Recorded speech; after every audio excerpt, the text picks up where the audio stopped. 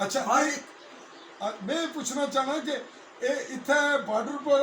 Malaysian ही वर्दी वाले लोग साढ़े होने सन जी ये तके बिल्कुल ने बिल्कुल तक्के ना अपनी आँखी वो साढ़े मकामी लोग सन मकामी लोग सन साढ़े जी, फौज बिल्कुल। हुए सी फौज हुए सी बिल्कुल साहब। मकामी लोगों ने मकामी लोग कश्मीर में जी कश्मीरी फौज सी सारी अच्छा भाई। मुड़ गए फिर फौज साड़ी बनी एक रेजिमेंट हाँ एक वो भी जी, इत्थे नहीं बिल्कुल, सी वो भी इत्थे नहीं सी जी। ये मुड़ गए कुधर गई कोई इसने पता लगा कोई समझ नहीं लगी जी कुदर गई है तो क्या हो जाए ते उसले जिसले तुसा होश संभाली है मैं होश संभाली है मैं तुसा तो छोटा हूं उसले क्या आखने सन वो ये असा कश्मीर मिक्स हो गया था असा बॉर्डर खत्म हो जाएगा हाँ तो जी, उधर जाएंगे उधर जाएंगे जी बिल्कुल सही है। जे ये आखने सन भाई इसकी बनाना वक है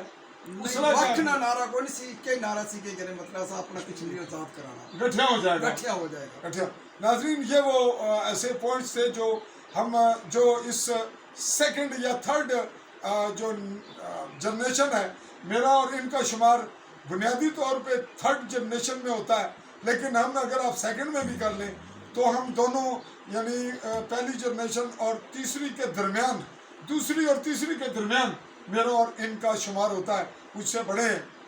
तो कुछ ये दसो कि हुण जड़ी इसला सूरत हाल है इस कश्मीर की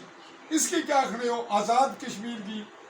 परले कश्मीर की यानी जड़ा इंडिया ने कब्जे च है इसे तुसा नहीं अपनी सोच के आज़ाद सोच बावकार खुद मुख्तार सारी बाजुब सोच है भाई ऐसा ही खुद मुख्तार होना चाहिए ना भाई कश्मीर एक किस्सा होना चाहिए मुल्क सारा जिस हालत में जाए जैसा हालत है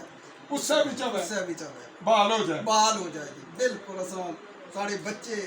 क़यामत तोड़ी ये सारी डिमांड रहेगी। ये नाजरीन वो मामला था जो